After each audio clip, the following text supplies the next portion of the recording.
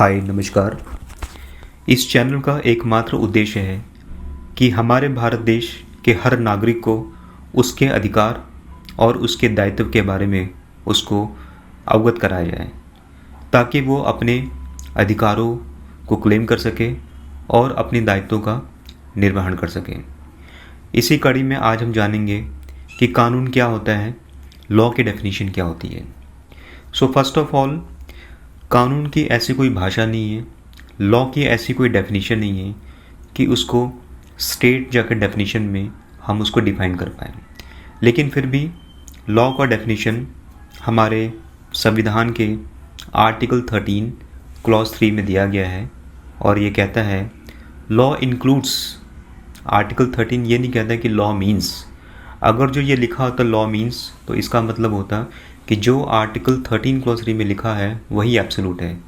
But article 13 clause 3 ये कहता है कि law includes rules, regulations, bylaws, orders, notifications, customs and usages having the force of law with in the territory of India.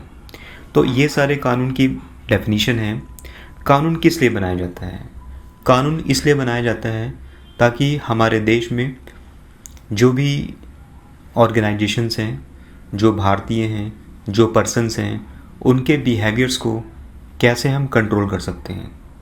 So basically कानून एक ऐसा instrument है जिससे हम सोसाइटी को, जिससे हम स्टेट में रहने वाले लोगों के बिहेवियर को कंट्रोल करते हैं। तो ये कानून का डेफिनेशन बहुत ही साधारण शब्दों में मैंने आपको बताने की कोशिश की है। अदरवाइज़ हम टेक्निकल सेंस में जाएंगे या लीगल सेंस में जाएंगे। सो डेफिनेशन ऑफ लॉ ये time to time, case to case ये चेंज होता रहता है।